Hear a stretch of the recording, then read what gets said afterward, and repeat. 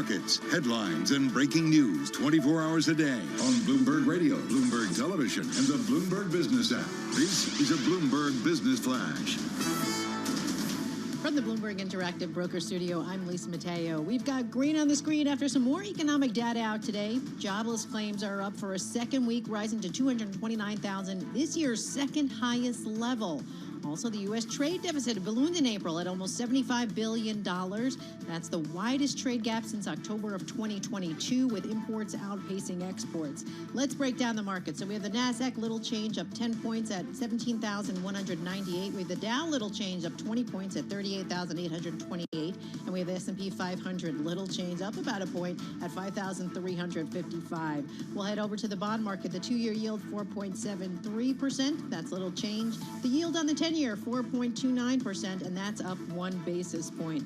Currencies, the euro stronger after the ECB cut its key interest rate by a quarter point.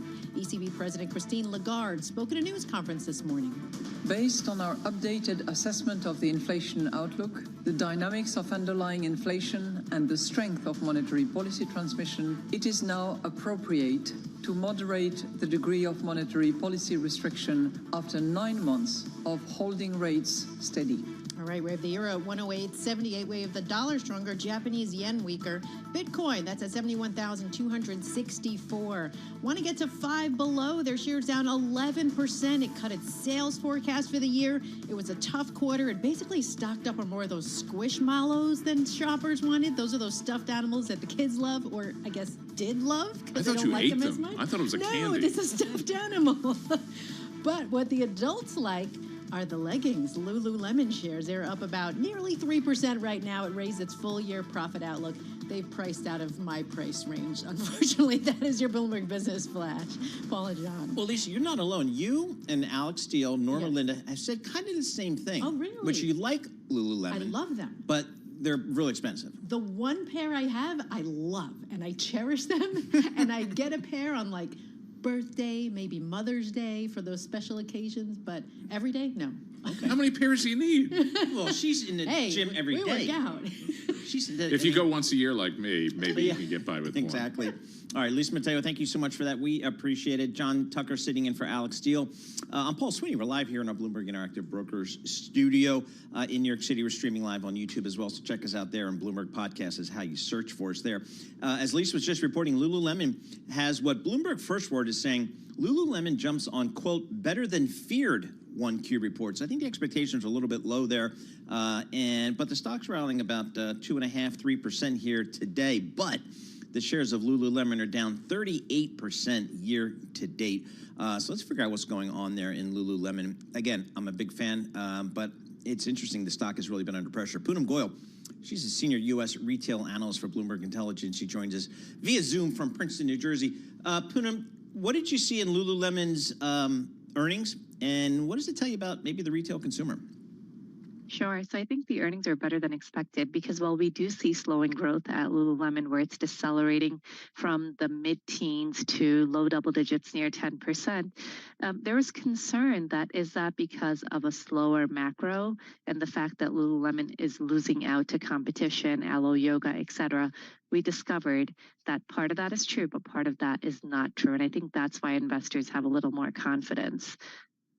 How big is the U.S. market for them, and are they selling overseas, and how much? Yeah, so the U.S. market, the Americas, is 80% of their business. International is 20%, with China half of that.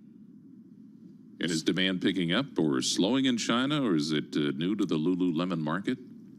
So international was a bright spot this quarter. International sales grew about 35%. And within that, China was up, mainland China was up 45%. So a lot of growth there. It's a bright spot for Lululemon. International is part of their three-pronged strategy to double sales into 2027. It's been doing very, very well, and we expect that to continue.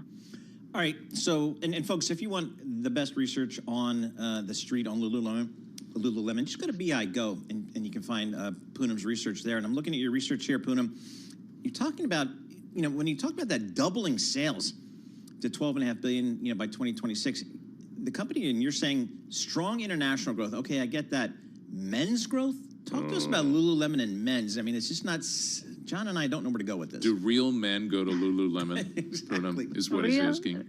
Real men are going to Lululemon. You know, it's one of their bright spots right now, and they actually think that men's could become over time. I think it'll take some time, 50% of the business. So there's a lot of opportunity in men's. And, you know, when you walk those stores and I looked at the men's inventory, it actually looks great. It's not just about outfitting the men to go to the gym. It's about outfitting the men to go into work with casual, comfortable wear that they can wear to work, wait a wear second. out. Everybody who listens to this program and views this on YouTube knows Paul is the company fashion police. Yes. If you saw somebody in like Lululemon come into the office, yeah, it you'd might have be a a fit. problem. It might be a problem, but I'm going to defer to Poonam because she knows fashion here and she knows what works.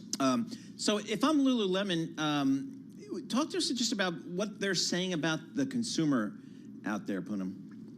So the consumer, we've been talking about this for a while now. The consumer is selective. They're choosing where to shop, when to shop, how to shop. And if they see the right product, they are still purchasing it. The one thing that struck out during the call was that traffic was up in the quarter, which means people are still going to Lululemon. They still have purchase intent. But there were some product missteps, which they're working to correct into the second half of the year, where they didn't have the right colors, or they didn't have enough colors, I should say. They didn't have enough depth and size. They were running out of the small sizes. So these are problems that I would think are execution related and are being fixed and can be fixed into the back half. So while there is still part of a macro problem, the story isn't that Lululemon, people are not going to shop there. People still are interested in the apparel. They just have to fix the product a little and really improve execution into the back half. They're known for form fitting, but just to get back to the men's fashion, do they have anything for old fat guys? Well, their ABC men's franchise is really popular, and it's not form-fitting. It's about the casual flair, and they have done very well there. And you don't need to wear tight leggings for men. So that's not the appeal there. That's for the woman. But I'd say even for the woman, you know, what worked really well in the quarter were their loose-fitting pants and their biker shorts. So yes, leggings is a big business for them, but they are broadening that.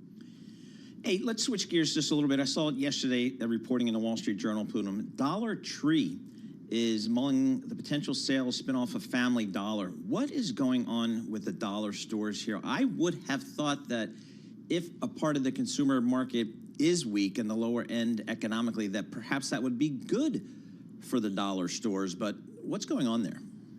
So they're really two very different types of dollar stores. Jen Bartashis covers the space, but from my coverage of it years ago, I can tell you that Dollar Tree targets everyone, right? I would shop at Dollar Tree, Paul. You would shop at Dollar Tree. You buy that $125 item there, and you go treasure hunt.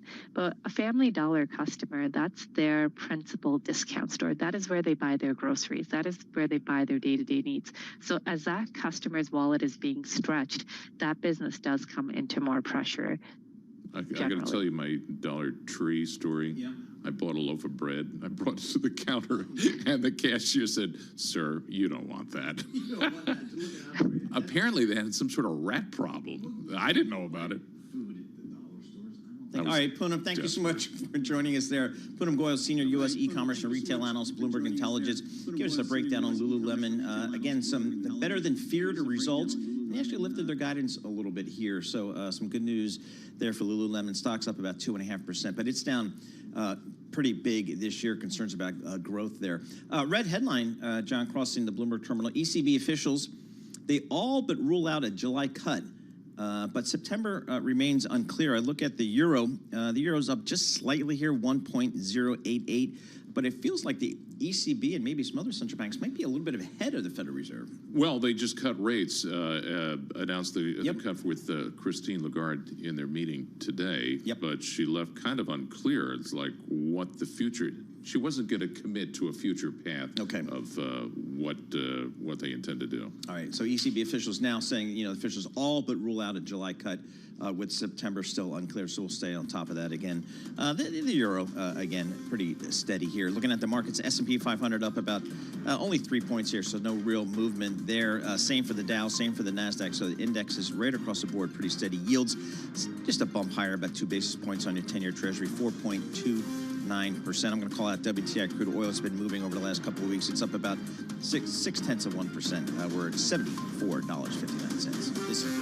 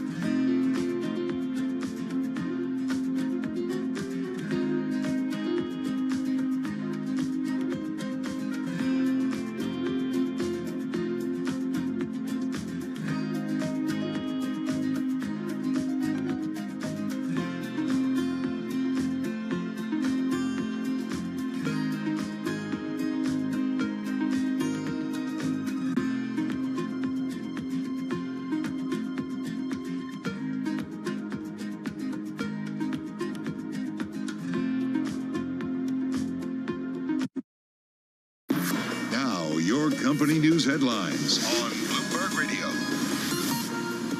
From the Bloomberg Interactive Broker Studio, I'm Lisa Mateo. There's a new name in the $3 trillion club. NVIDIA has added about $1.8 trillion to its market value this year. But can that momentum continue? Mandeep Singh covers tech for Bloomberg Intelligence.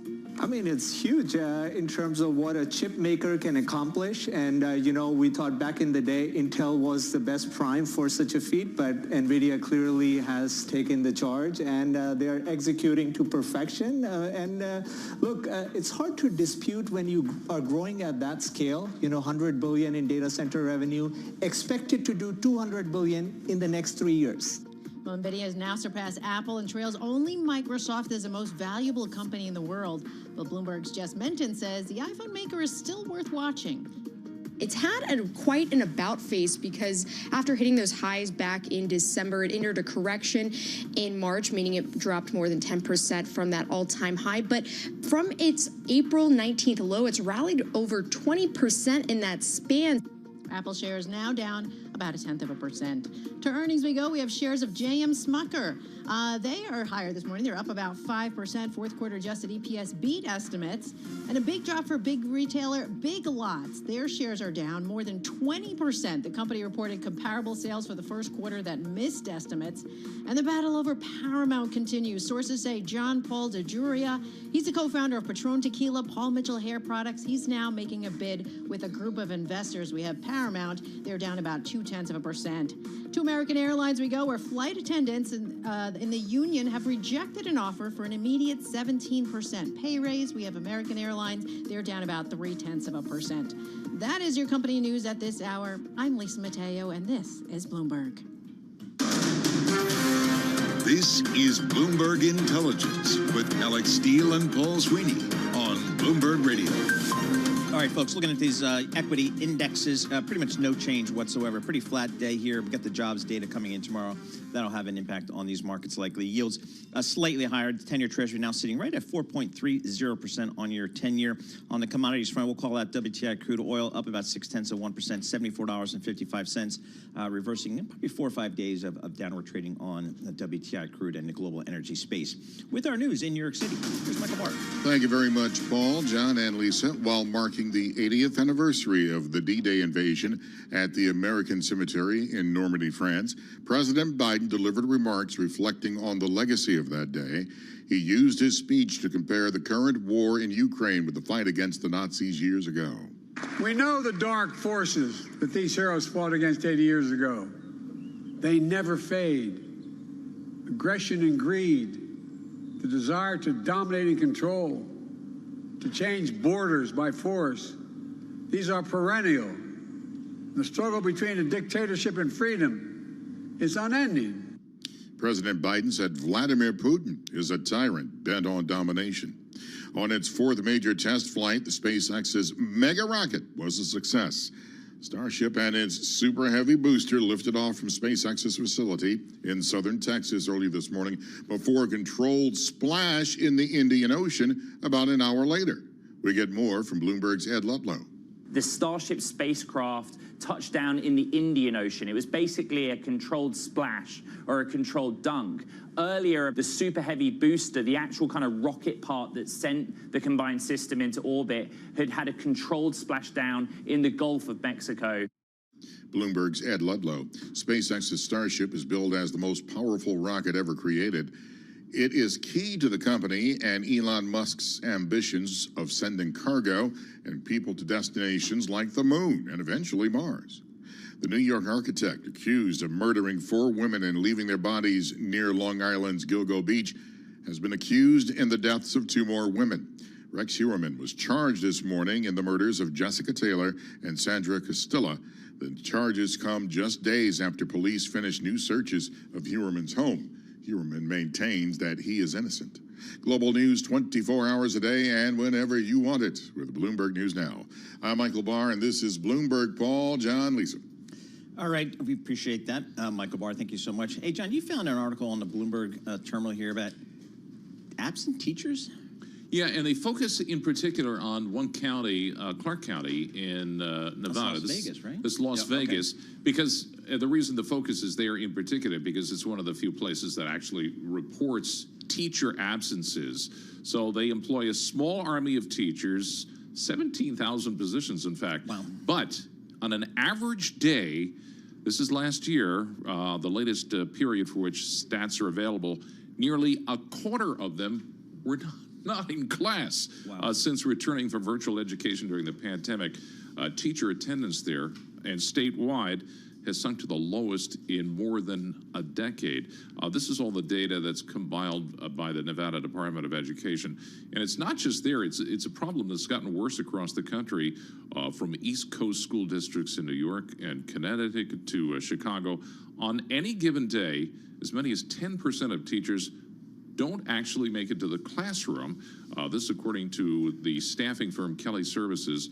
They cite their data from 40 states. That's actually up 6% from the pandemic. I mean, you know, a lot of it's just pay, I'm sure. I mean, I'm kind of in that camp is that you can never pay our teachers enough, given how important they are to your local communities here in terms of educating your children. But you know, you could argue that their job got even more difficult, you know, throughout the pandemic and what they were asked to do. And then coming out of the pandemic, they've got to try to make up for some of that lost time for a lot of these students. And I'm sure that makes and they got to pay substitutes, which is costly. So that's about $25.6 million per day. That this costs the various school districts across the country. I do see some signs out town to town in New Jersey, out in front of schools advertising for temporary substitute $60,000 a year starting salary for teachers in Newark, New Jersey. Very good. This is Bloomberg.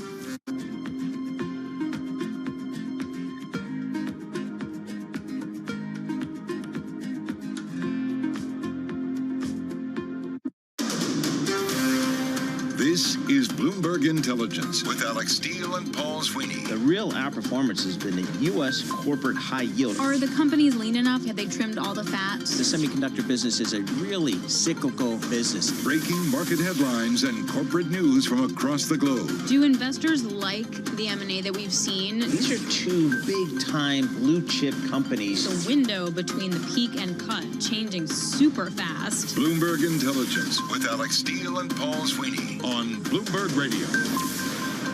All right, folks, coming up in this hour, we're going to check in with Archie Hunter. He's a Bloomberg commodities reporter, big commodities trading company, Trafigura. Saw a big profit drop. What's that mean for the commodity space overall? We'll break it down there because we've had some big movements in the commodity markets. It's Thursday.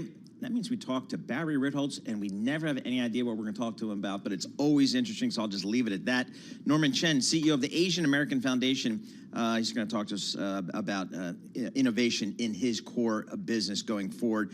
So a lot coming up in this hour in a market where we've got kind of most of the indices kind of flat here. But let's kick everything off this 11 o'clock hour, as we do, with Mr. Charlie Pellet. Very much indeed. Looking at a mixed market right now, we are brought to you by Commonwealth, supporting more than 2,000 independent financial advisors with the solutions they need to grow a thriving business. Commonwealth, go where you grow. Visit commonwealth.com to learn more.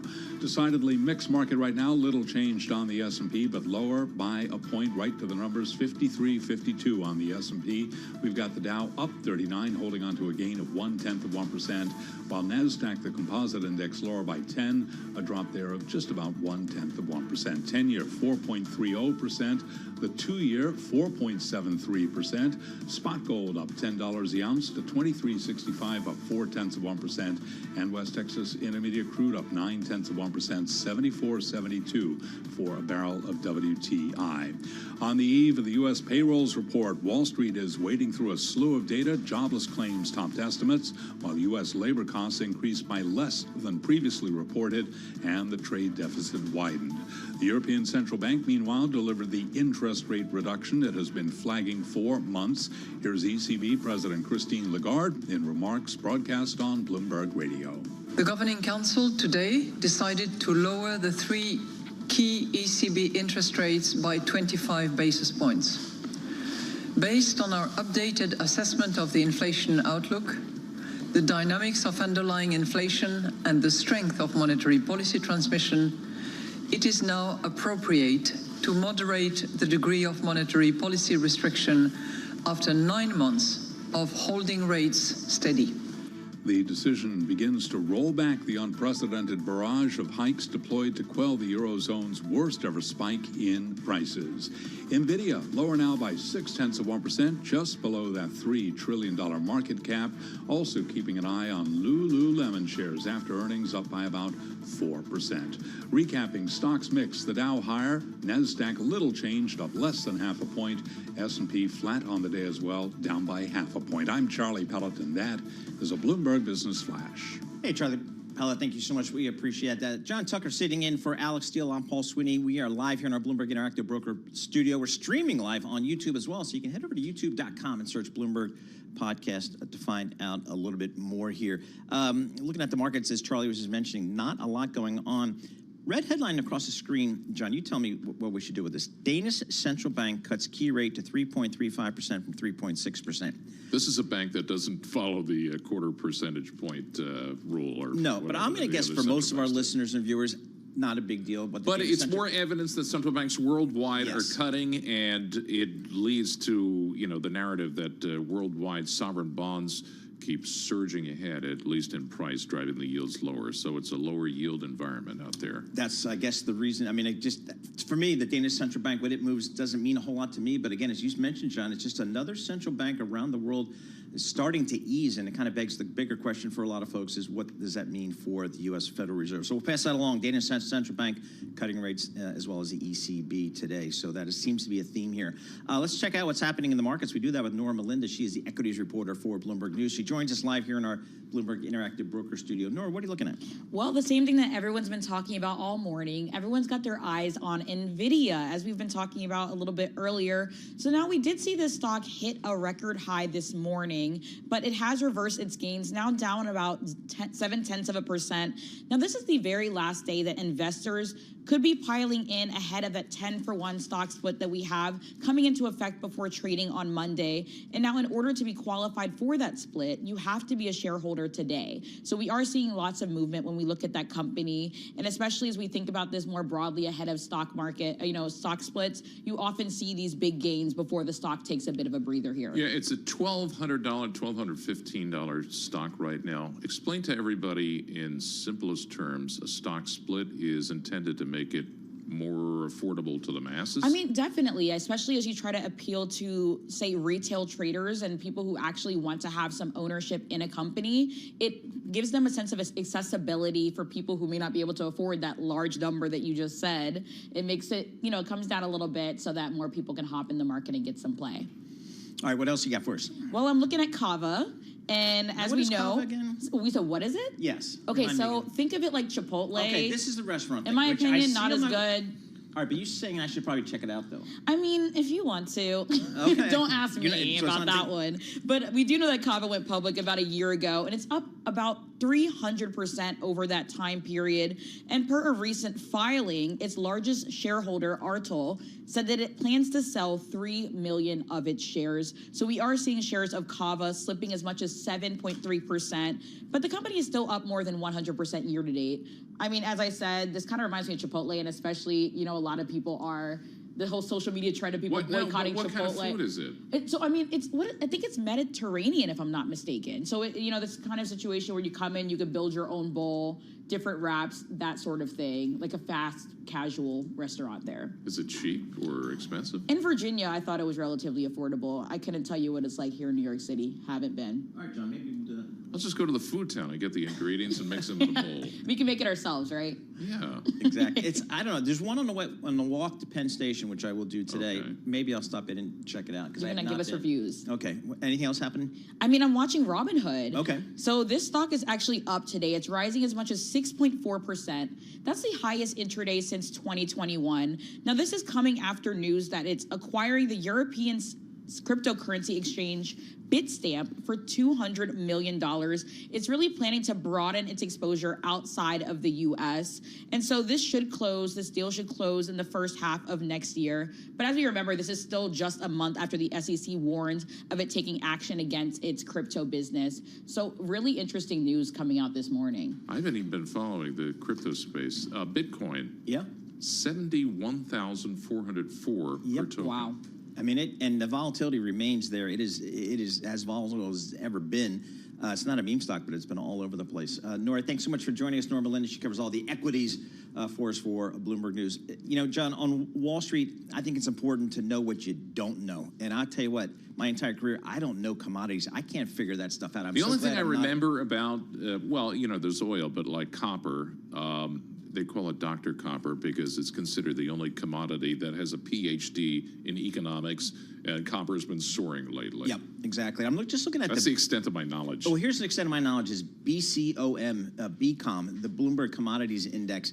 Man, it is all over the place. I mean, just from like a February low, it rallied up 12% through mid-May, so people making money there. Now it's down about 4% or so. So it's just all over the place. Tough business to be in, tough business to trade. But there are companies out there who do it, like Trafigura is a company that, it's a private company, it trades, and they had a big drop in profit. And that's kind of spooked a lot of the market here. Archie Hunter joins us, commodities reporter for Bloomberg News.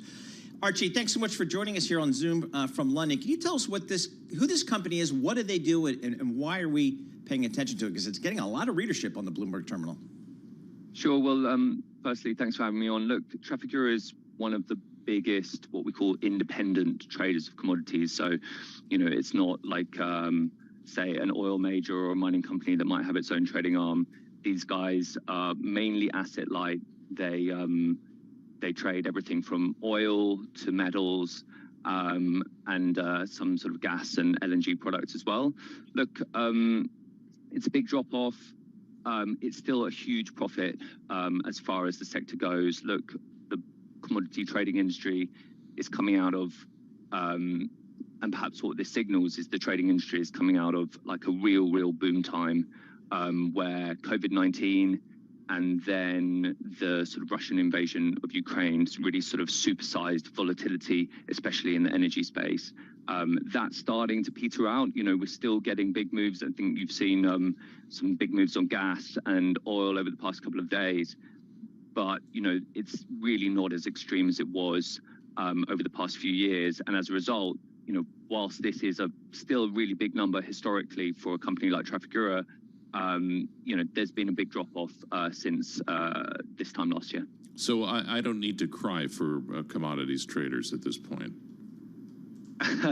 I don't know about that. Look, these companies have made extraordinary amounts of money over the past few years, especially the biggest companies. And look, you know, one of the interesting things about them is that they're owned by the top executives who either trade or are part of middle office or back office. Oh, it's owned by the employees, essentially, right?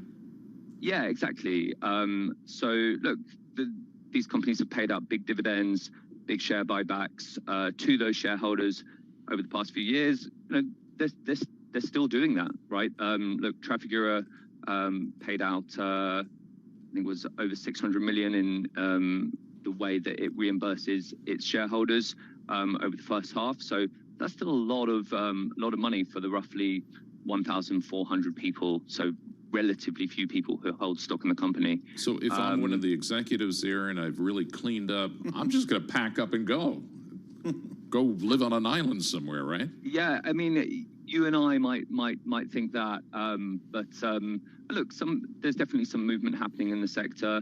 At the same time, look, if you own shares in these companies that seem to be doing really well every single year, I think, you know, from what we see, quite a lot of people seem to be sticking around as well, right? And look, it's still a really interesting time to be trading commodities. I think what these results show is that, you know, whilst it's a big drop-off from the last couple of years, like historically, you know, Trafigura would make, in some of its best years before the pandemic, it would make maybe $1 billion would have been an absolutely mammoth year, some of its best years.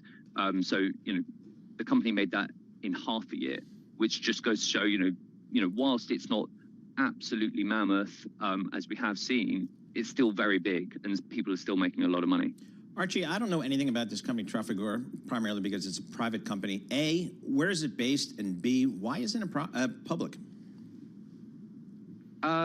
So Trafigura is headquartered in Switzerland. but it's domiciled in Singapore.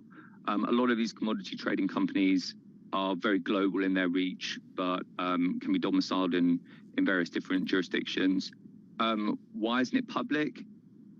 Look, I think that's been a question over the past few years. One is that you have to open yourself up to a bit more scrutiny. Like Trafigura has a bond, so it does publish its its numbers to the market.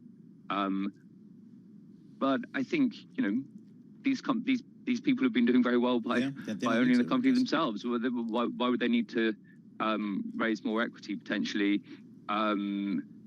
They're still getting huge amounts of money in financing from banks, which is really the lifeblood of the trading industry, right? Companies can buy and sell huge cargoes of oil or copper on their own equity, but most of the time they do it through tapping major banks for financing lines. Now, who are their customers? Are their customers also the end users of these products? And certainly with the boom in commodity prices, I would imagine that they've been hurt. Sorry, can you say again? The customers would have been hurting, or? Yeah, they're customers of Trafigura, the firm. They're the end users of the commodities, and how are they faring? Yeah, so look, Trafigura noted in its results that it had some clients that were struggling to deal with the higher than normal commodity prices. I think you've got to bear in mind that whereas we might look on the Bloomberg terminal, we might see commodity prices denominated in dollars. Look, a lot of buyers, for example, of like oil products in emerging markets aren't buying those commodities in dollars. They're buying them in their local currency, and the dollar has appreciated, as we know, quite a bit over the past year or so. So that's even more expensive, and I think that's what they're alluding to there. But look, on the whole, you can see that high prices have started to have an impact on demand in some commodities, or perhaps prices have, as Trafigura said in its results, prices for copper overran fundamentals. So that's why I know you guys were talking a little bit about the BCom. Copper has retreated a little bit over the past couple of weeks, in part because I think market analysts feel that it's sort of overrun the actual supply and demand dynamics. So Archie, as a commodities reporter for Bloomberg News, what's the key story these days in your world? So my role is to report on the commodity trading firms. So like where they're investing in, what they're making money out of. I think the key story really is, what's like everything, what's happening with the Fed, and will they raise or lower rates?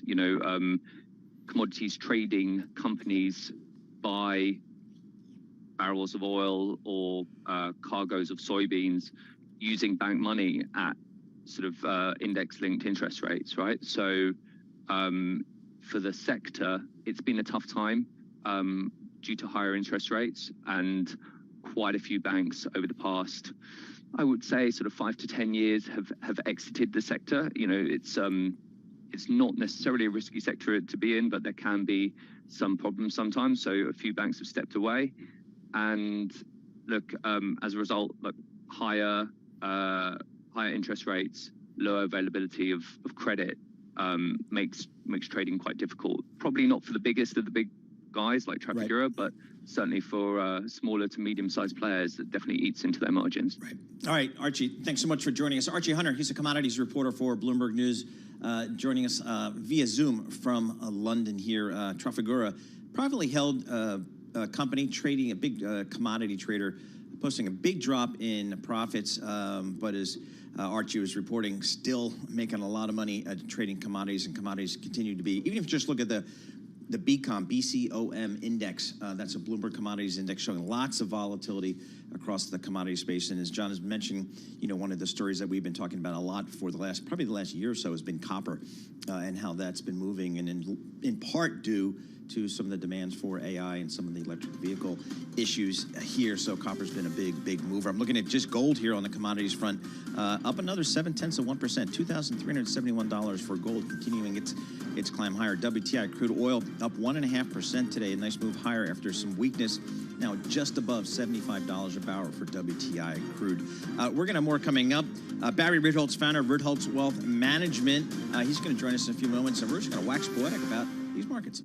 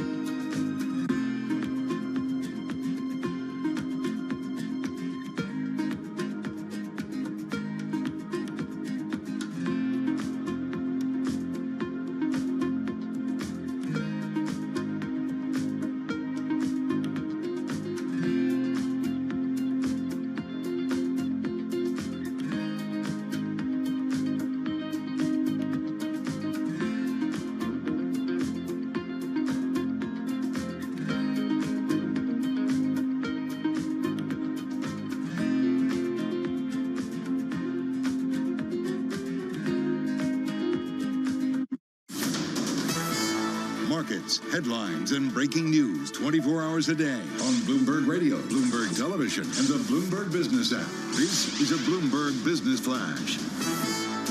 It's 11:21 on Wall Street. We do check markets all day long at Bloomberg. Stocks treading water ahead of the jobs report tomorrow morning. Right now we got the S&P lower, little change, down a point, down less than 0.1%. We'll call that unchanged on the day, with the Dow up 54 right now, up 0.1%. NASDAQ retreating from yesterday's record, down 15 points, a drop there of about 0.1%. On the eve of that payrolls report, Wall Street also wading through a slew of data. The 10-year, 4.29%, with a 2-year, 4.73%. Gold is up 0.7%, 23.72 the ounce. West Texas Intermediate crude oil rallying 1.5% now, 75.17 a barrel. And Bitcoin up 0.3%, 71,451 on Bitcoin. NVIDIA lower right now, pulling back from that $3 trillion market cap. Right now, NVIDIA down 1.8%, and shares of ASML are higher by 0.2%. Bank of America says ASML has another 35% upside after hitting a record, hot on the heels of becoming Europe's second largest company by market value. ASML holding getting a fresh boost as Bank of America raises its price target to a level above all peers. Again, recapping, stocks lower, S&P down now by 1 point, little change there. I'm Charlie Pelleton. That is a Bloomberg Business Flash. All right, Charlie Pella, thank you so much. We appreciate it. John Tucker, he's sitting in for Alex Steele today. I'm Paul Sweeney. We're live here in our Bloomberg Interactive Broker Studio. We're also streaming on YouTube, so you can head over to youtube.com and search Bloomberg Podcast. John, I don't know. I'm at the point of my life here. All the kids are out of the house. I'm eating out more in restaurants than I ever have, and maybe it's also post-COVID type of thing. I don't know. Restaurants, I think, are packed. I mean, I think the restaurant business is doing pretty good. I know there's different levels of it. Well, the restaurants you're going to are different than the restaurants like somebody like me and Charlie Pellet go to. You think? I'm going to the Swan Tavern tonight. Pizza and beer night. That's what I'm doing tonight. But anyway, Barry Ritholtz, he's got a piece out on this whole restaurant thing. What does it mean as an economic indicator? So I wanted to touch base with Barry and see what he's doing there. Barry Ritholtz, host of Masters in Business on Bloomberg Radio. Fantastic podcast, folks. If you want a business podcast, markets, all that kind of stuff, he gets the greatest guest. It's called Masters in Business. He's also got a day job. He's a founder of Ritholtz Wealth Management. He joins us via Zoom. Barry, I know you've been known to go to a restaurant or two, maybe not the kind that John Tucker goes to, but let's hope not. How do you look at the restaurant business as just an indicator of the economy? Uh-oh. Got the mute button on? No, he's there. Oh, he's there, but I see him. I just don't hear him. So I'll let the 17 people behind the glass do their job and figure out what's going on there.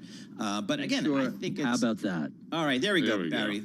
Now we're talking. I wasn't muted on Zoom. I made the mistake of touching the microphone. So, I'll talk about the restaurant biz, Barry, and what it means for the economy. These issues, whenever you hear me complaining about some terrible bit of economic analysis or discussion, it's because some client said, hey, I know you've been constructive on stocks for the past 2 years, but look at this video a friend just sent me. The restaurant industry is collapsing. We have to get out of stocks. And, I go look at the video, and not only is it mostly incorrect, it violates every rule of statistical analysis. It's filled with bad information and denominator blindness. And so it sends me down the rabbit hole of, hey, what's really happening in the world of restaurants? And as it turns out, the restaurant industry is on target. In 2024, it will be the U.S. restaurant industry's biggest year ever in sales, $1.1 trillion by the end of December. And that's based on the first half a year of actual sales and then estimates from the Restaurant Association, National Restaurant Association, for the rest of the year. Now, again, I'm a little skeptical when people are forecasting a 5.4% increase in revenue. Maybe inflation adjusted, some of that's right. But when they survey restaurant operators, about a third of them said they're expecting to see higher real sales for the full year. And 2/3 of them have said the restaurants in their area have rebounded from the pandemic fully. So, it's taken a while for this sector of the economy to recover. But, man, you try and make reservations at a decent restaurant, you better be looking out 2 or 3 weeks or you're not going to get in. It also depends on where you're located. Barry, I think you did an interview with Bobby Flay some years ago, who was saying it's almost impossible for a restaurant owner, an individual, to turn a profit in a place like Manhattan because the rents are so high. Right. Well, first of all, it's a very difficult business no matter where you are. It's razor-thin profits. The Restaurant Industry Association says that 2/3 of restaurants will fail in the first 5 years. It is tough you know, a great restaurant is a really good business, but restaurants and as an industry are incredibly competitive, incredibly difficult. Now, the interesting thing about the discussion with Bobby Flay, who I'm a giant fan of, my wife and I have his cookbooks. And he's a nice guy. Back when Miracle Grill was his first restaurant, and I was living on 27th Street, we would go over there, and that was before Mesa and some of his other bigger restaurants. But given what's been taking place with work from home and how empty office spaces are, the proposal I've made is, hey, if you're an office building owner and you want to get more office space rented, well, then you better cut a deal with your ground floor tenants to make sure it's filled, because nothing reduces the value of an office floor than coming in and seeing a boarded up restaurant or a no retailer on the ground floor. I think retail as a service, restaurants as a service, is something that the major urban areas need to consider, because their bread is buttered, all pun intended, with the 20-year office leases that they're going to, you know, sell tens of thousands of dollars worth over the next 20 years, tens of thousands of square foot. A restaurant that's down on the corner, a deli, a half-decent restaurant, even a high-end restaurant, they need to be a whole lot more flexible than they've been, and they really have to think about this in a very different way. You know, I saw the article in the Bloomberg yesterday. I've been waiting to read it, and it finally came out yesterday about San Francisco. And how there are signs that San Francisco is bottoming and turning. For the first year, last year, they actually added people in San Francisco, 840 additional people on you know, but it was well, you got to start somewhere. You got to start somewhere. Right. I mean, Barry, what do you think about a market? I know you spent a lot of time in San Francisco, a lot of, you know, there's a lot of ingenuity there, a lot of money there. How do you think about a city like San Francisco, which, in my opinion, before the pandemic was a jewel of this country in terms of you got to go there. How do you think about one of the most beautiful cities in the country, no doubt. You know, there are, everybody wants that one answer, like a binary yes or no, and here's the solution. We have a lot of problems that are multi-factor. There are a lot of things driving it. When you look at a city like New York or San Francisco, NIMBY is a giant problem. All the rules that prevent additional building and construction, that's an ongoing issue. Like, there isn't a whole lot of things that can't be solved when prices are too high. You know, the old joke is the cure for high prices is high prices. You either have to lower your prices or bring on more supply. We're starting to see that in suburbia. It hasn't quite happened in New York City or San Francisco, at least not rapidly. And I have vivid recollections of watching the entire lower Manhattan region following September 11th completely pivot from uptown, downtown to much more of a residential area. And I think that has to happen in more cities. Yes, I know a lot of these buildings don't lend themselves to fast and easy conversions. Let a few $500 million or $1 billion buildings go into receivership. You'll see how fast and easy they get converted. They'll get converted to residential. And I think we have to recognize what the pandemic taught us, which is we are no longer in a 9 to 5, Monday to Friday, 1950s Mad Men era of office work. That ship has sailed. There are some firms that insist on 5 days a week. For us, we give employees a whole lot more flexibility. We think that's a great recruiting and retention advantage over some larger firms. But it's pretty obvious the hybrid methodology is here to stay. And that means we have too much office space and too little residential in these urban centers. All right. Great stuff as always, Barry. Appreciate your perspective. Barry Ritholtz, host of Masters in Business on Bloomberg Radio and also founder of Ritholtz Wealth Management. John, a red headline going across the tape that'll be of particular interest to our Philadelphia fans. Jeff Lurie is said to explore sale of a stake in the Philadelphia Eagles. How about that?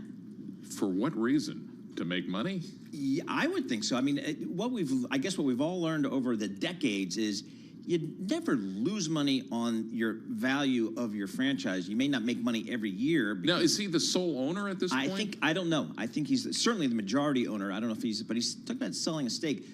Joe Tsai, the owner of the Brooklyn Nets, was also reported in the last several months that he would consider selling a stake in the Brooklyn Nets. And there's the value of these sports franchises is just extraordinary, continues to go up. Again, I can't think of a scenario where an owner really lost money in terms of buying and selling a franchise. The valuations just keep going. I mean, particularly if you're in a huge market like Philadelphia with a storied franchise like the Eagles, I would think the interest would be, off the charts to get a piece of the Philadelphia Eagles. So the dreaded Philadelphia Eagles. Yeah, exactly. If you're a Giants fan. All right, with our news in New York, here is the business of sports. Michael Barr. Thank you very much, Paul and John. They walked down the aisle side by side. France's President Emmanuel Macron and U.S. President Joe Biden, the two nations allies for centuries, marking D-Day. Some U.S. veterans made the pilgrimage back to the shores of Normandy for the 80th D-Day anniversary commemoration. President Biden addressed the crowd.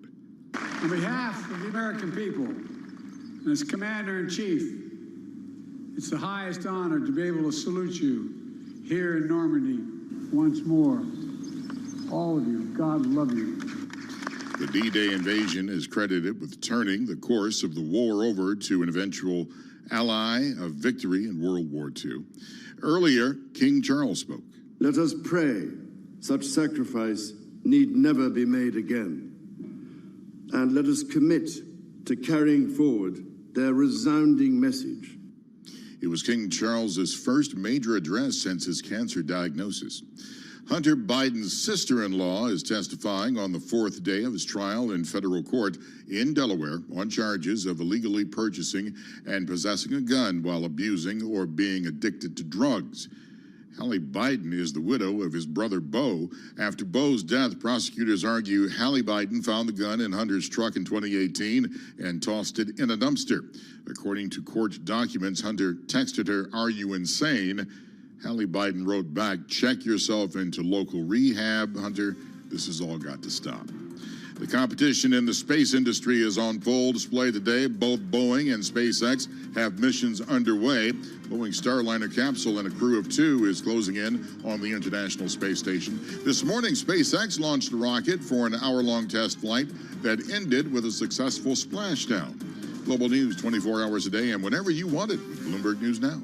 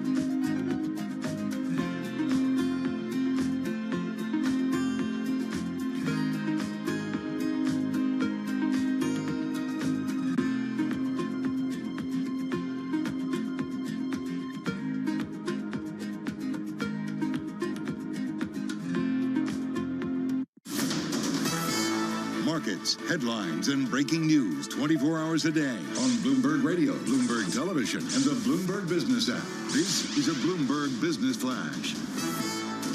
It's 11:40 on Wall Street. We do check markets all day long at Bloomberg. Little change for the U.S. stock market right now. 3-point drop in the S&P 5350, down less than 0.1%. Treading water ahead of the jobs report tomorrow morning. We've got the Dow up 59, gain there of 0.1%, while NASDAQ is lower now by 28 points, a decline of 0.2%. 10-year, 4.28%, with a 2-year that's yielding 4.72%. Gold up 0.8%, 23.75 the ounce, and West Texas Intermediate crude up 1.8%, 75.38 for a barrel of WTI. Treasuries joined a slide in global bonds as the European Central Bank raised its inflation forecast after delivering a widely expected interest rate cut. There is a fresh batch of data on America's labor market in advance of tomorrow's monthly payroll report. And with that story, here's Bloomberg's Vinny Del Giudice. Jobless claims are up for a second week, rising to 229,000, this year's second highest level. Claims data are prone to swings around holidays, including Memorial Day, though there are signs America's labor market is moderating. Meantime, revised government data suggests payrolls may have grown at a slower pace last year. And placement firm Challenger Gray & Christmas estimates business hiring intentions are down 50% so far this year. Vinny Del Giudice, Bloomberg Radio. The National Labor Relations Board has ruled that Starbucks must rescind its dress code policy that forbids workers from wearing union shirts on the job. An administrative law judge said the coffee giant illegally punished 2 baristas at a Brooklyn cafe for wearing shirts bearing the Starbucks Workers United logo. Starbucks shares, they're higher today. Starbucks up now by 0.9%. Again, recapping, S&P trading lower by 4, the Dow up 0.1%, 10-year 4.28%. I'm Charlie Pelleton. That is a Bloomberg Business Flash. All right, Charlie Pelleton, thank you so much. We appreciate that. John Tucker is sitting in for Alex Steele today. I'm Paul Sweeney. We're live here in our Bloomberg Interactive Broker Studio, and we're streaming live on YouTube, so you can catch the video of this whole thing going down at Bloomberg. You can go to youtube.com and search Bloomberg Podcast. Well, for the month of June, Bloomberg Radio is committed to bringing you segments and guests focused on the topic of equality. Today, we're speaking with Norman Chen, CEO of the Asian American Foundation. He joins us via Zoom from San Francisco. Norman, thanks so much for joining us here. I'd love to just start at the really basics here. Tell us what you do at the Asian American Foundation. What's the focus, and how are you guys impacting this environment? Well, first, thanks for having me. The Asian American Foundation is a 3-year-old organization that was formed at the peak of anti-Asian hate in 2021. We work together across the country, across all sectors, on safety, belonging, and prosperity for our community. Does the China rhetoric, which in Washington has been focused on technology and trade, does something as subtle as that, does that conversation need to change, or at least acknowledge that it can result in, what you see in terms of hate speech and hate action against the AAPI community? Yeah, language is really important. As we saw during COVID, rhetoric blaming China for COVID, Kung flu, Wuhan virus severely affected our community, leading to thousands and thousands of attacks that continue today. While there are legitimate competitive issues with China that need to be addressed, inappropriate or inflammatory language does lead to perceptions and misperceptions of our community that continues to lead to feelings that Asian Americans are threats in this country, that we're more loyal to Asia than to the U.S., and other misunderstandings. So practically speaking, Norman, thank you. Practically speaking, Norman, how do you guys go about trying to effect change? How do you do that? Yeah, we have 4 pillars to achieve safety, belonging, and prosperity. Number 1 is to address the immediate hate and attacks against our community. And we work with a network of 56 national partners, or partners across the country and 14 cities that provide care to victims and survivors that have suffered these terrible attacks. So those partners are on the ground. They provide medical, financial, legal support to those who have been traumatized by these incidents. But longer term, we work in education and narrative change. So we promote the teaching of Asian American history in schools around the country. And now 7 states have mandated the teaching of Asian American history, because Asian American history is a critical part of American history. And then on our narrative change piece, we're working to tell more authentic stories about Asian Americans and less the stereotypical kinds of stories. One survey that we did asked people around the country, can you name a prominent or famous Asian American? And for most people in the country, they cannot. We're largely invisible to them. The number one name that has come up over the past 4 years, over 20,000 people, is Jackie Chan, who is actually not even Asian American. He's from Hong Kong. And then it's Bruce Lee. So you can see the impact that movies and TV shows have on the general psyche. And so it's really important to address that as well. The Allen Mall shooting, that was, what, a little more than a year ago at this point, where a gunman targeted a Texas location because, presumably, at least we're told by authorities, because of its AAPI population. In Texas, can you tell us what the response has been? Yeah, we have wonderful partners in Texas that are really advocating for the teaching of Asian American history. They're also fighting against land laws that prohibit Asian Americans from buying property in Texas. Wonderful partners. There's real activity in Texas. And we also work with corporate partners that are helping to promote Asian American programs in that state.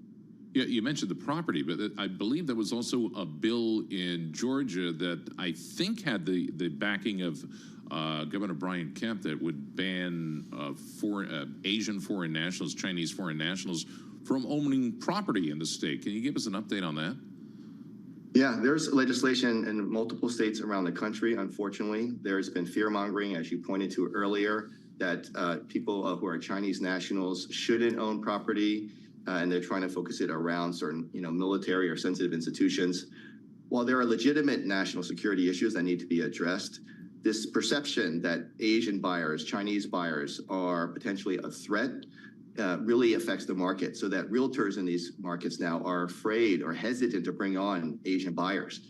And so that really has a ripple effect to the broader community, this sense that somehow Asians are not loyal to America, that provide risk to America, and we're really trying to fight that. Yeah, you sound like we can go back to World War II and Hawaii and internment of Asian Americans. Yeah, exactly. Yes, 120,000 Japanese Americans, 70% who are citizens, were incarcerated for 3 years because people thought that they were going to be disloyal. And it turns out there was no proof at all during that time that any of those people were any national security risk to the country. It's an unfortunate, a long history in the United States. Norman, talk to us about, is there a role for, corporations, businesses, and their leaders to kind of get involved here? What are we seeing? Yeah. Oh, thanks for that question. So one very interesting fact about TAP is that we were formed by prominent Asian American business people, such as Joe Tsai, owner of the Brooklyn Nets, Joe Bay, co-CEO of KKR, Jerry Yang, co-founder of Yahoo. So we have very much a DNA with business background. And so one of the real strengths of TAF is that we are working across all sectors. So not just nonprofit or philanthropy, but also across the corporate sector, across government sector, and also with media and entertainment. And at our gatherings around the country, you have such a mix of people who all want to support our community, but come at it from different backgrounds. So our fourth pillar, which I didn't mention, is called representation and resources. And a lot of that is focused on our corporate partners. So what does that mean? We know from our status index research that Asian Americans are the least likely to feel like we truly belong in this country. And in fact, only 18% believe we truly belong and are accepted. Major reasons for that are discrimination, racism. Clearly, if someone spits at you or insults you, you don't feel very good. But also because we don't see enough of our people in senior positions. Asian Americans make up 15-30% of workforces, but only 3% of the C-suite, despite the model minority myth, which makes people believe that, Asian Americans are highly successful in business. It's not proportional across the organization. So we're working with our corporate partners to not only add and increase the presence of Asian Americans on boards at the C-suite level, even among ERGs, but also working with our corporates to funnel more resources to our community to make these changes. Norman, thanks so much for joining us. Really appreciate getting some of your time. Norman Chen, he's the CEO of the Asian American Foundation, joining us via Zoom from San Francisco. Looking at the markets here, not a lot of movement on the index level. Again, tomorrow's going to be a big jobs day. It'll be an important data point for this Federal Reserve when we hear from the Fed next week as well. So a lot coming up. We'll have more. This is Bloomberg.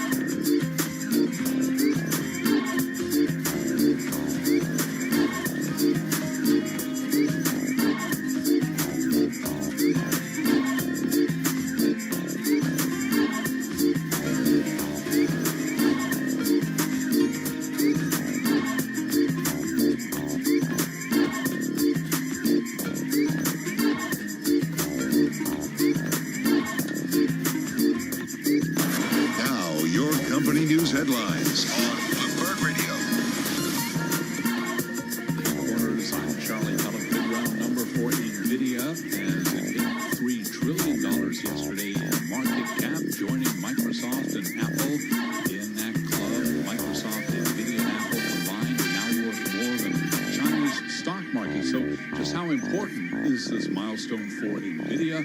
Mandeep Singh is a senior tech analyst with Bloomberg Intelligence. I mean, it's huge in terms of what a chip maker can accomplish. And, we thought back in the day Intel was the best prime for such a feat, but NVIDIA clearly has taken the charge, and they're executing to perfection.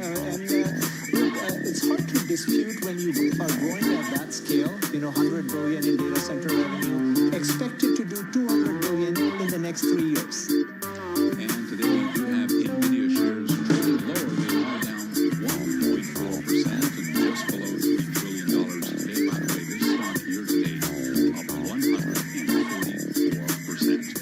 Lululemon shares higher after the athletic clothing company boosted its earnings per share guidance for the year and reported first quarter profits that topped expectations. Lululemon up now by 4.7%. Victoria's Secret shares lower after the lingerie retailer said it sees a second quarter sales decline in the low single digits. After earnings, Victoria's Secret now falling by 5.2%. Bank of America says ASML has another 35% upside after hitting a record. Out on the heels of becoming Europe's second largest company by market value, ASML Holding got a fresh boost as Bank of America raised its price target to a level above all peers. And those are some of our top company stories at this hour. This is Bloomberg. This is Bloomberg Intelligence with Alex Steele and Paul Sweeney on Bloomberg Radio. All right, taking a look at these markets here. Not much happening on the index level. The S&P 500 is pretty much down only about 3 points here. The Dow's up about 45 points. That's 0.1%. The Nasdaq's off 27 points. It's just about 0.1%. So not a lot of movement there. Yields pretty steady as well, up just modestly. Got the 10-year Treasury up 1 basis point, 4.29%. And again, I'm going to call out WTI crude oil again. It's up over 2% today, rallying after a week or so of declines at $75.60 a barrel for WTI crude oil. Right now, with our news in New York City, here's Michael Barr. Thank you very much, Paul, John, Charlie. While marking the 80th anniversary of the D-Day invasion at the American Cemetery in Normandy, President Biden delivered remarks on the day. Today, the president reflected on the unity the world showed that day. Here, the coast of Normandy, the battle between freedom and tyranny would be joined. Here, on that June morning, the testing was at hand. President Biden visited the American Cemetery near the beaches of Normandy, where more than 9,000 U.S. soldiers are buried in France. The suspected Long Island serial killer was formally indicted on new charges today. It brings the charges against Rex Heuermann to a total number of known victims to 6. Prosecutors said they were able to tie him to these 2 additional murders through advanced DNA technology. They also said they spoke to eyewitnesses who tied Heuermann to the killing through a distinctive SUV he was driving at the time.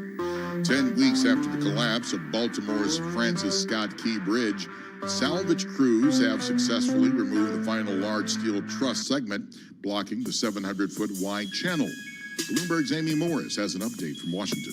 While crews make progress clearing the channel and removing the bridge debris, Congress will need to beef up federal emergency funding by billions of dollars to help support the rebuild of Baltimore's collapsed bridge. Federal Highway Administrator Shailin Bhatt told senators at an Environment and Public Works Committee hearing the emergency relief program with that agency has about $850 million ready and faces about $4.4 billion in emergency relief requests. Bhatt says they'll have to work with Congress to fill that need, both for that bridge and the rest of the country. In Washington, Amy Morris, Bloomberg Radio. Global news 24 hours a day and whenever you want. It's with Bloomberg News Now. I'm Michael Barr, and this is Bloomberg. Paul, John, Charlie. All right, Michael Barr, thank you so much. We appreciate that. All right, so John Tucker, congestion pricing reporter, you got your way. It doesn't look like we're going to get that anytime soon. That's good news, I guess, for the folks who do, in fact, drive in and out of Manhattan, but maybe not so good for people that need the subway. Okay, so the congestion pricing in New York City was expected to generate something like $15 billion in revenue. Very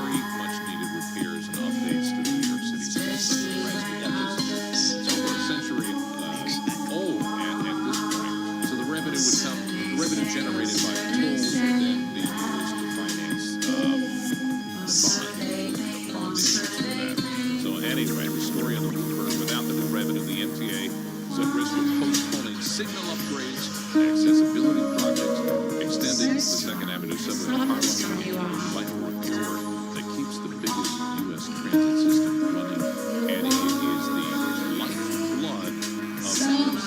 And you take it every day. I take it every day. It's it's the most efficient way to get around Manhattan. For those of you that don't live here, it's in my opinion by far the most efficient way to get around Manhattan at all times of the day or night. And again, this thing runs all night.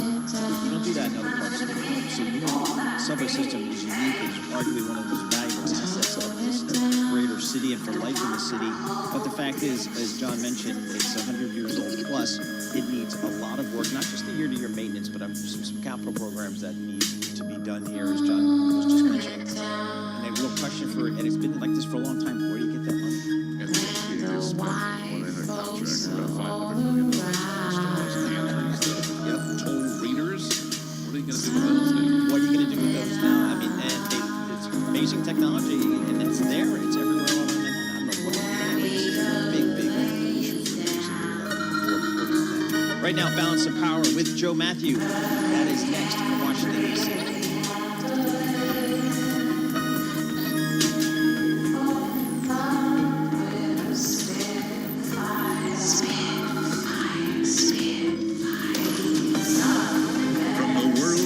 To the world of business, this is Balance of Power.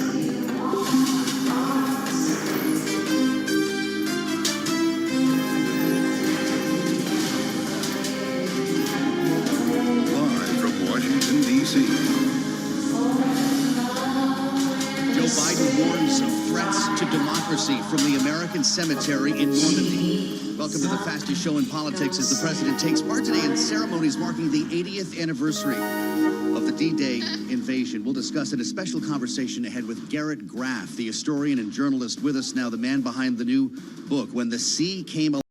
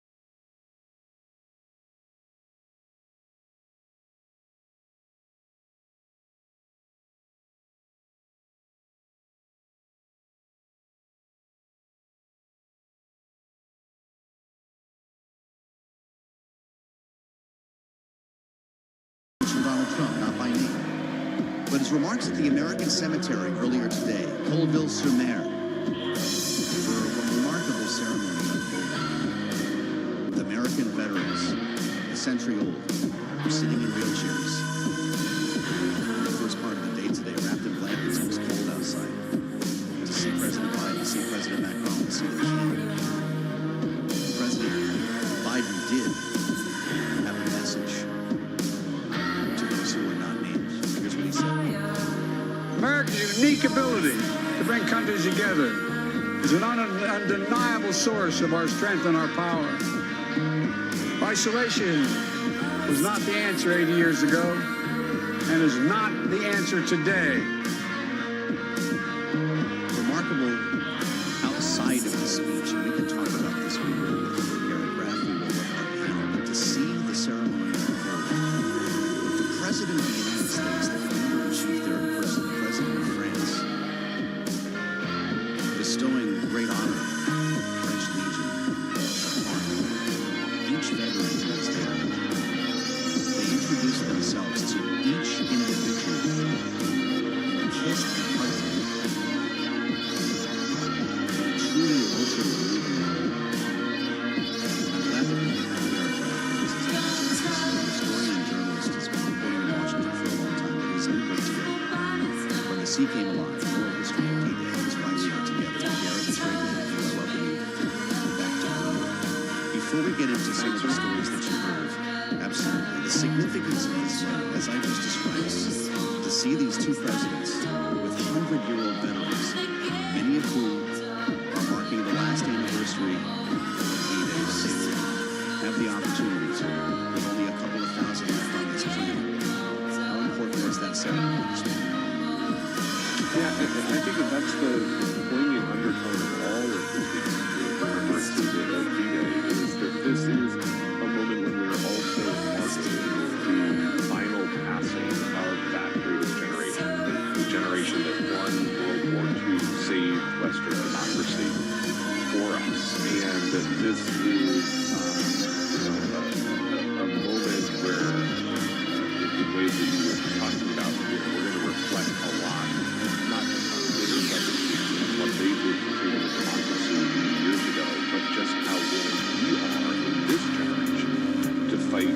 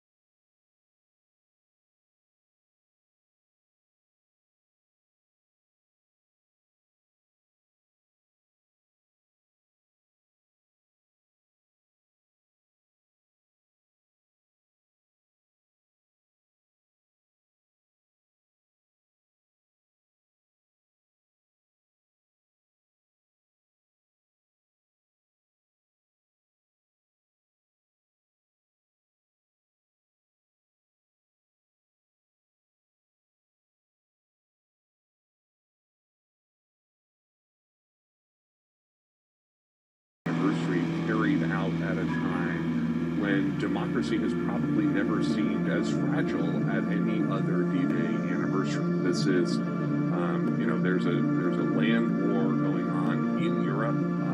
Democracy is on the ballot. The president and his allies will say here at home this fall.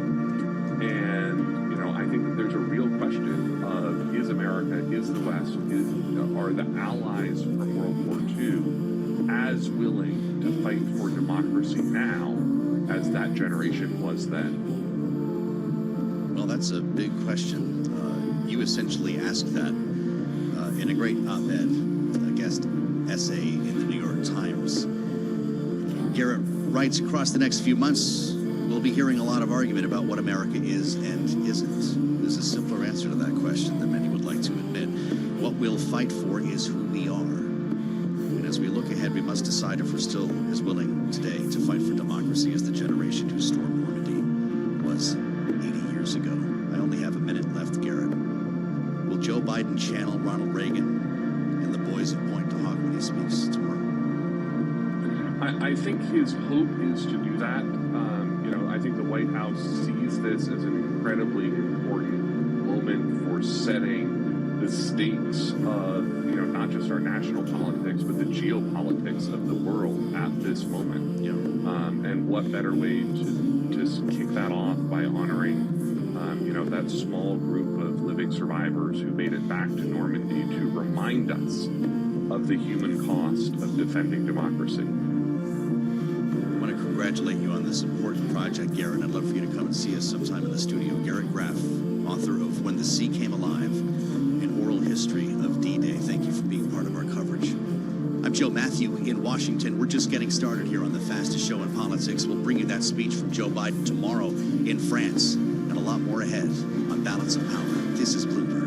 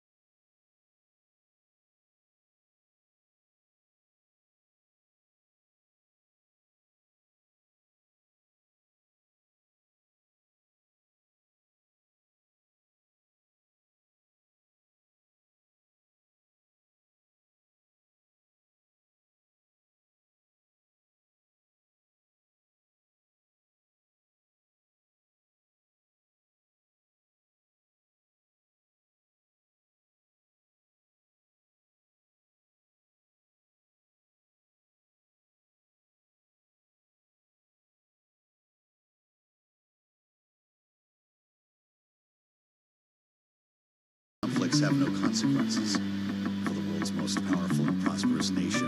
He writes, Mike Dorning, with global power comes global interests and global responsibilities. And that's the lesson he's been trying to teach to some of the newer members of the Republican caucus in the Senate and to some of the Republicans next door in the House. It's been overruled a couple of times here. Is this going to be his parting shot? He'll probably have a few more parting shots on the way out. But this overall message. This message is one that he's trying to telegraph to other Republicans. Look, Mitch McConnell is very much of that Reagan Republican Party that kind of combined free markets, free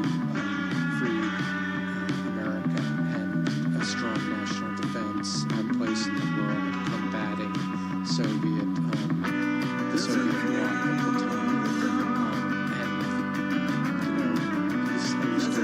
The party's moved away from that towards isolationist strength. That isolationist strength has always been there in politics. It was there when Charles Lindbergh originally first in the 1930s. It's been there in the 50s. It's been there in the 70s. It's been there again. What's changed now is the Republican Party, which, from Reagan onwards, really from Nixon onwards, had that kind of Eisenhower onwards, had that kind of global, we're going to fight communism, we're going to maintain our power in the world view. Now, with Trump years, it's become almost a dominant strength of the Republican Party isolationism. You know what it's like to end up with troops in combat. Several tours. Yeah, 6 or 7 tours in Iraq. 6 or 7 tours in Iraq. And you saw some pretty tough stuff in my BBC when you were talking about capitalism and all that crazy. But you were in some very dangerous situations with some very honorable people. That conflict in Afghanistan are being held up as an example by many of these lawmakers as well not to do. We hear about forever wars now. Joe Biden is carrying this Afghanistan withdrawal with him through the campaign.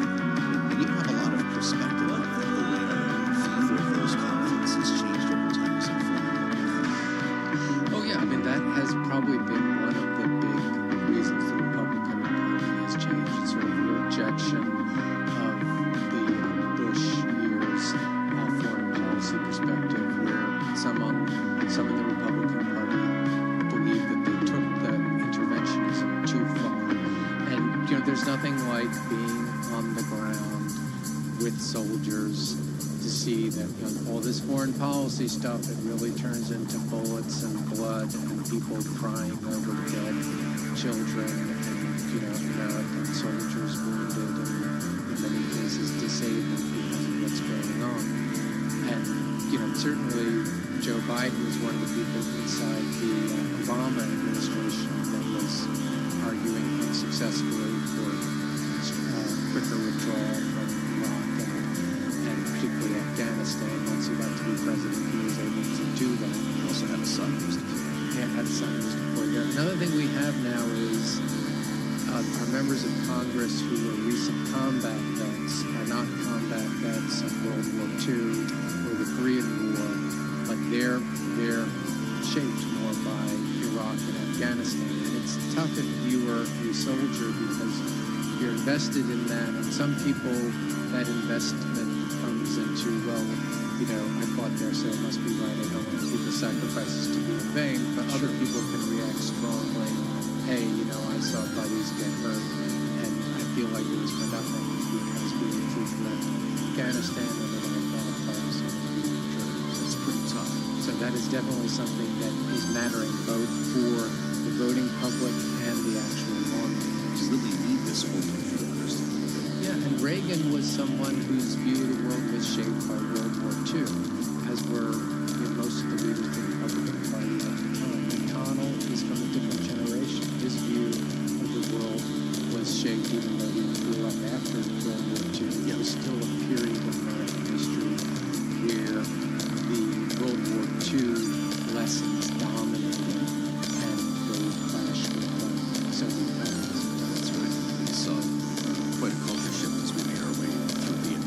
So now there's going to be a leadership fight to replace Mitch McConnell as the Republican leader in the Senate. How will this message, as he refers to isolationists in a prosperous and powerful nation, how will that message resonate with the next leader? Well, some of the sort of more conventional faces in Republican leadership do share McConnell's view. Yeah, I think it's been important that they're probably favorites of the more establishment figures.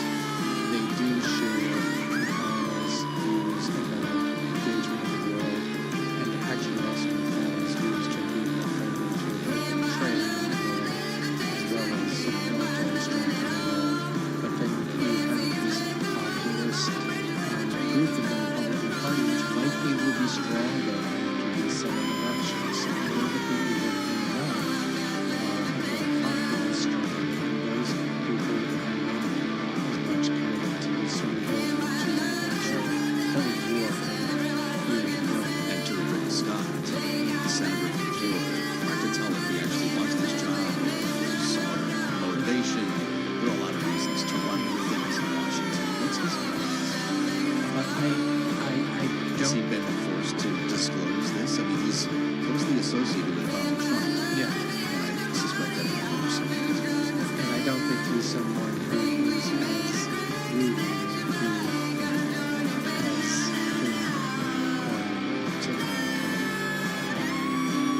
people who've been in the Republican Party establishment longer have been rooted grown up politically.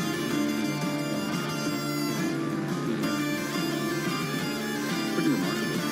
When does this contest get here? I suspect many people raising money. It's real now. Yeah. You'll see it after the election, but the back channeling is going on. Mitch McConnell has said he's not running again for leadership. A lot of this is behind the scenes effort to develop alliances, both with senators already in Congress and senators who might be coming in. The ones who may be coming in are particularly people that you can develop a relationship with because they don't have as many existing loyalties as people who are already in the Senate. And you'll see people trying to raise money, you'll see people trying to give advice, you'll see people trying to get you personally away these candidates to be elected, and then they will come to a head in November. It will make a big difference whether Trump is the president or Biden is the president. Because if Trump is the president, he will have an ability to influence the Senate. Not necessarily to force him to do what he wants, but he will still have a strong influence. Essentially have a direct line to the speaker. Yeah, and they will legitimately all have to work together because they all want to in the past. They may have some differences here and there, but they basically want what the Republican Party wants. The only way to get that done is by working together. Well, keep the working transcripts. This is Bloomberg's Mike Dorning with us in Washington. Great to see you. As always, I'm Joe Mack.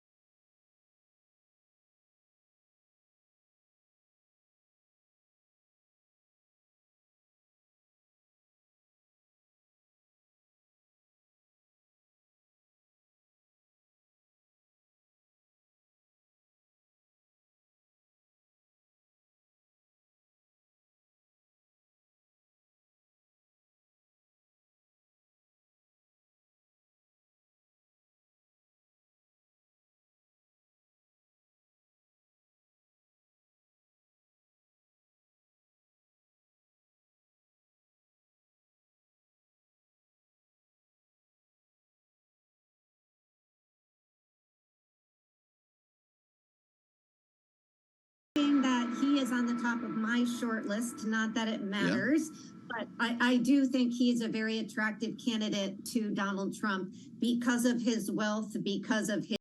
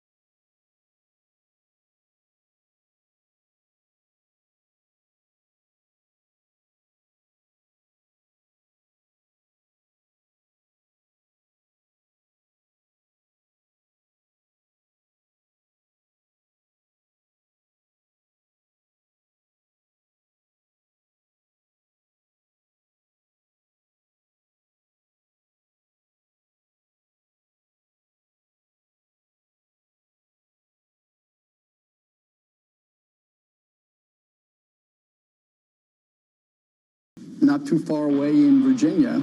And I've always looked at this community, the DMV, if you will, in the district, Maryland and Virginia. It's the most important market. It's 10 million people. It's the third or fourth largest DMA in the country. And so, DC, we need a strong DC. We need a strong downtown. And we own the building, we own the teams, we own the network, the studios here, and so we've made a big commitment, and we'll work with the mayor and help to reimagine what should the next version of downtown rebirth look like. Yeah, I want to ask you about what that looks like, but did Governor Glenn Youngkin get a little over his skis when he shook your hand on that deal? What happened? I think the governor is a really great executive, and he dealt with what basically everyone is dealing with, a real bifurcated view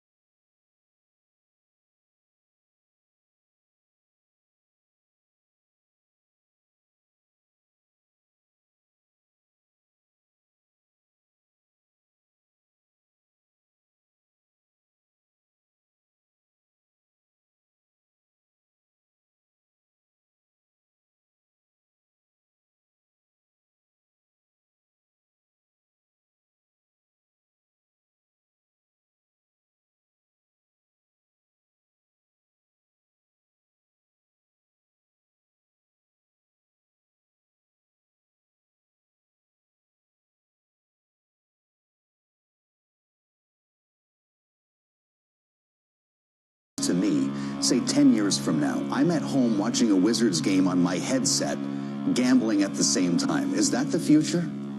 We want to have deep engagement relationships.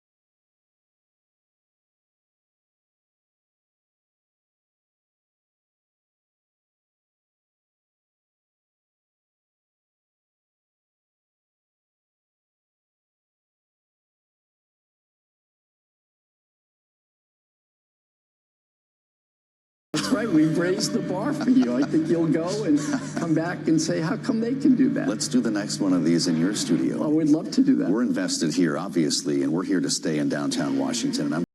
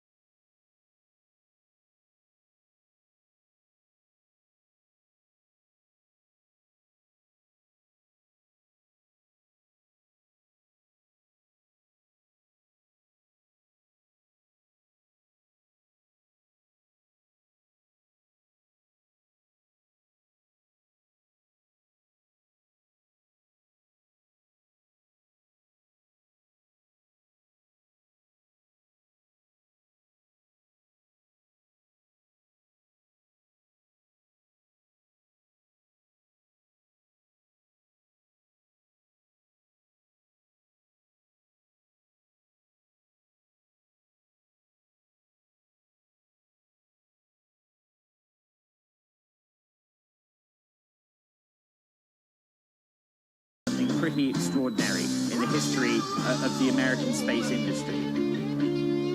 This is going to pave our road, at least the hope is, back to the moon. And what follows this mission? Yeah, I mean, what's interesting, and forgive me for all the context, but it was 2014 when NASA went out to the market and said to the private sector, we will give you billions of dollars to develop the technology to carry humans, in the first instance, to ISS, but ISS is being decommissioned in 2030, and then later around the moon, and after that to land on the moon. Boeing has taken its sweet time doing it, 7 years late, billions of dollars over budget. But SpaceX, don't forget, has made incredible progress with its Dragon capsule. So there are tests planned for both round-the-moon missions, which is a combination of SpaceX, the United Launch Alliance, and Boeing, and further missions planned for a landing on the moon with sort of an open tender from NASA to design the best landing technology. But again, those aren't set in stone timelines in terms of dates. And this is one large step towards it in terms of having options in the market.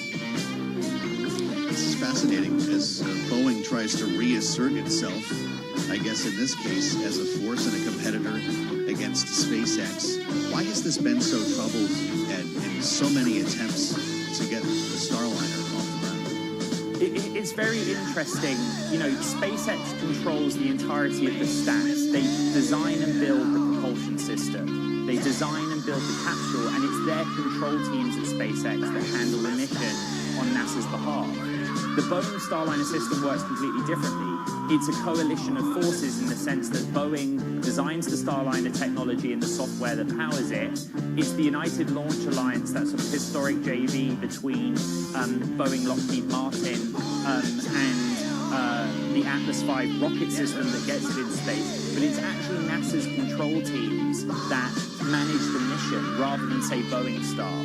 And so that has been an interesting factor in the delays that have happened. They've been unlucky. There have been curious valve issues and technological issues. But simply put, based on my discussions with industry participants and SpaceX is where the leading talent wants to work, right? They are incentivized by the private sector through stock awards and competitive compensation. There are some damn fine people at both NASA, Boeing, and ULA. But that's a component as well. SpaceX is really good at this, and space is hard, is the title thought I'll leave you with. Ed Ludlow, what a treat to have you with us and walk us through a bit of history there. The host, of course, the anchor of Bloomberg Technology and covering space for us every day at Bloomberg TV and radio. And a powerful headline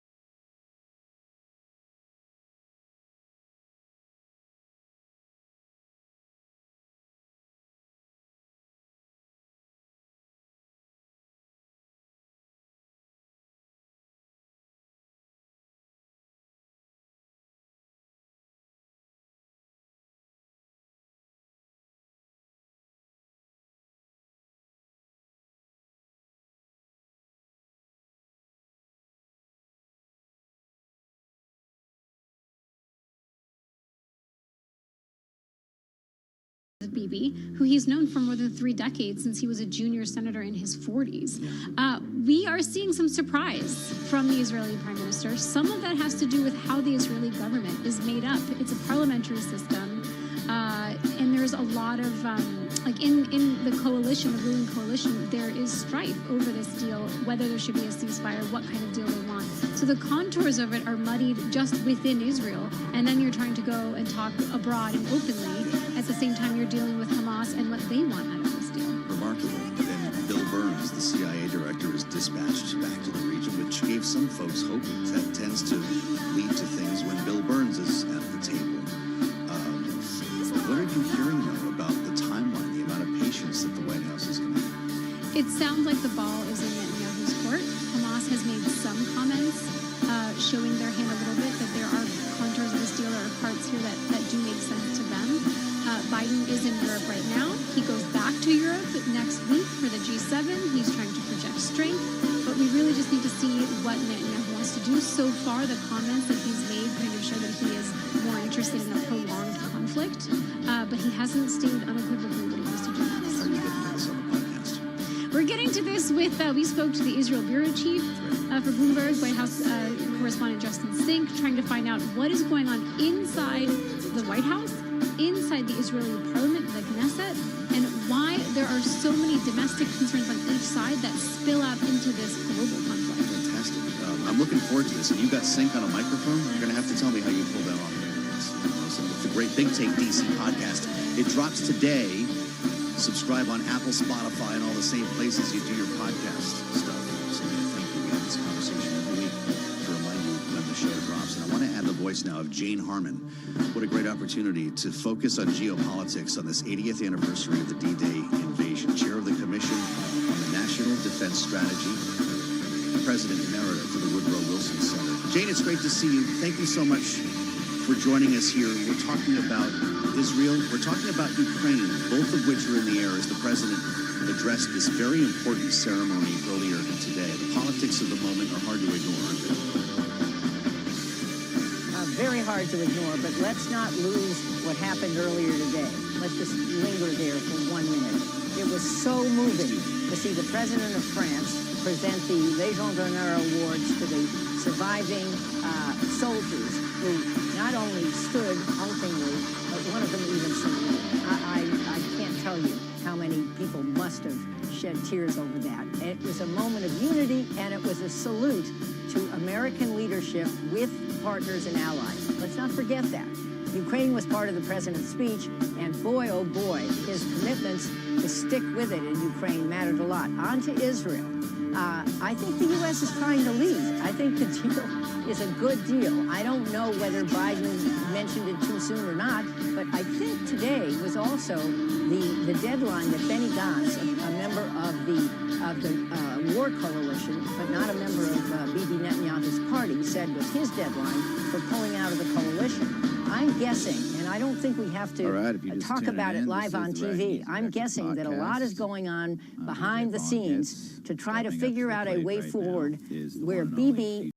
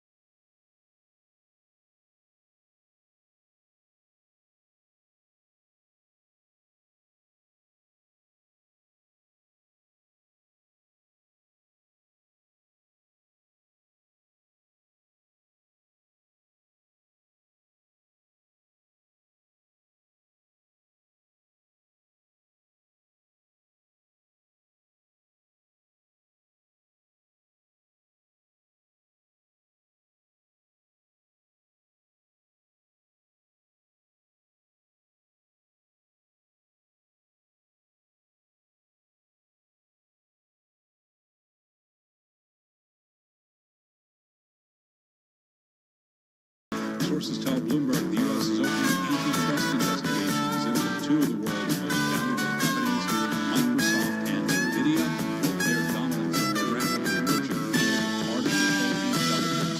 Microsoft down by 2.5%, NVIDIA back to that $3 trillion market cap of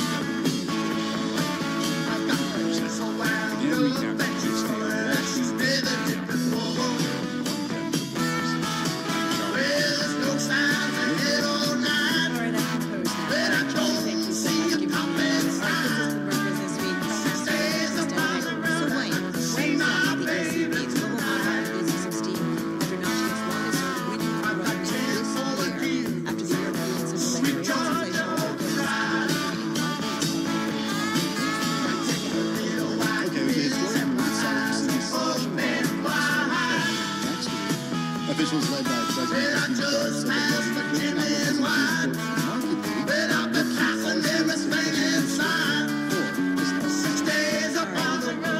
Christine Lagarde said the market Mike, so widely expected, but it seemed like why didn't you raise? Why do you think inflation is going up?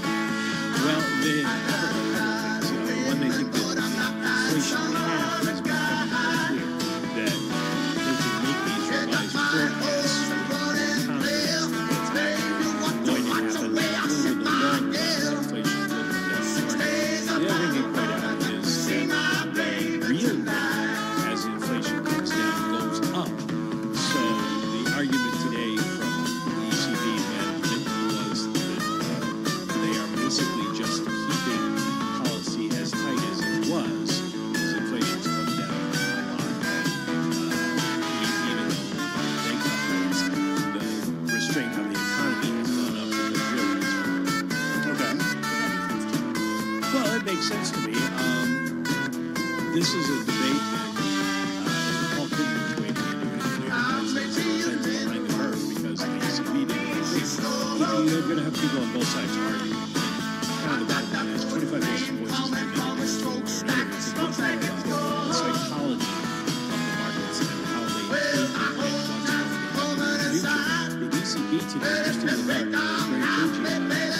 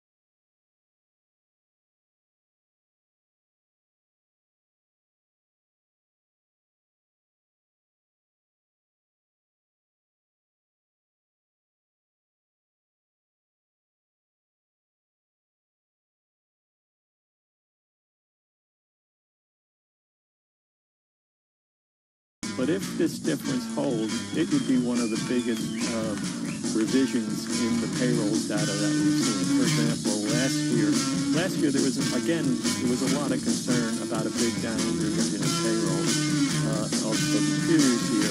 As it turned out, the revision wasn't all that big. It was less than 20,000. So it's still early. The department will give sort of an early estimate of what it thinks the revision will be in August. So we're still a number of months away from that. And that's when we'll get a sort of final tally about how much the numbers were off. I want to bring Mike in, because no diss to the QCPW, and I like wonky, and I like nerding out here on economic data points. But Mike, we've had a lot of conversations with you. I thought this doesn't come out. Why is it coming out? Because the data just came out yesterday. The preliminary data was released in May. So it's new data? Well, basically what they do is they release a report every quarter for the previous year. So, actually for a quarter they have back to the May data incorporated the final quarter of 2023 and the first quarter of this year. And we have not had such a huge, as Rich was saying, such a massive huge change. But I think last year there was some of this worry going around in the economics community that didn't really move out. By August, it is possible the current QCW numbers could get revised lower as well. But what we get in August is one giant number. So this is the whole amount for the year through March, and then they have to divide it up, which we won't get until next February, month by month. So you could see some of these months where we got 300,000 jobs, we get 240,000, that's not looking too bad. But if you had something like 100,000 jobs and you do 60,000. Would say Fed, you're behind the curve. Or they could say that particular month you lost every job and it was negative. That's Bloomberg Economics is saying that's a possibility, and they're all worried about that. So we're in a blackout period ahead of the federal election. Because I've been counting you down for the last month. And we're finally there. Finally there. But Mike, you talk to Fed officials all the time. This is data. How do you think they're taking this into account as policy? Well, I'm sure they are, and I'm sure they've done the math and tried to figure out for themselves exactly what it might be. But as we said, especially earlier this week, the Fed has to deal with the numbers that it has and the time it has been to make their decisions. This could be another input. But, is it going to come through, in which case maybe you wanted to cut rates, or is it not, in which case you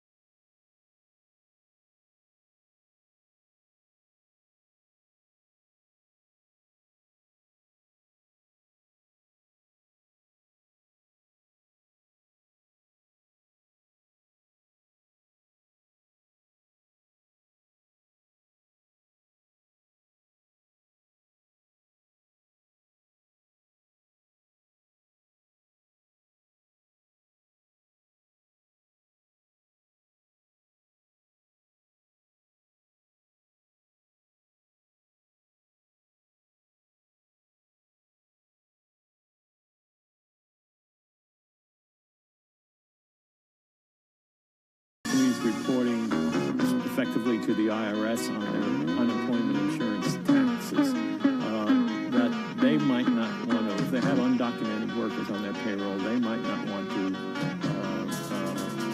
say anything about that, and they would, anyway, they wouldn't be covered by the unemployment insurance system. So therefore, that the argument is that unlike in past years, when we didn't have big surges,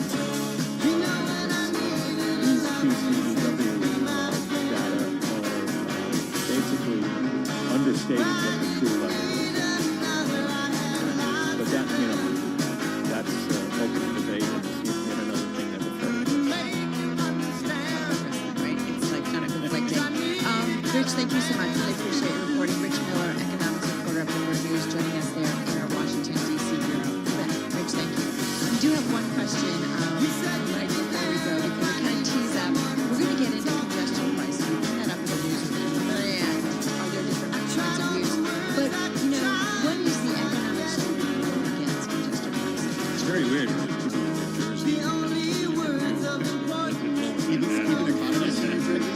No, well, economists will tell you, and I would agree, that congestion pricing is simply a user tax. It's you're using up a public good, which is the streets of the city, and the efficiency and the time that people take is a negative externality because traffic is so bad, and so you're just charging people for what they use. It's no different really than toll on the highway.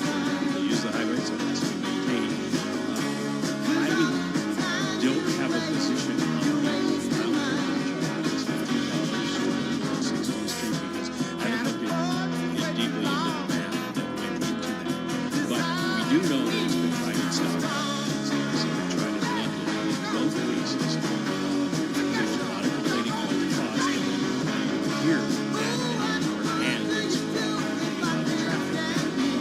The other issue is that the revenue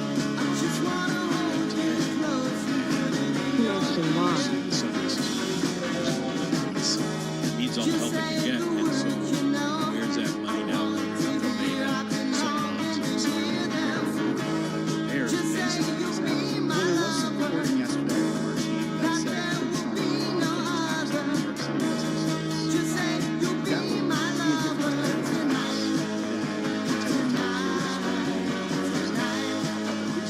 Well, you could argue for that in the sense that the people who come into town, as a business, you benefit from people coming into town, especially in tourist towns, which is why for a rental property you pay $50 in taxes or something, and you do that on a commercial basis in cities around the country because it's the visitors who are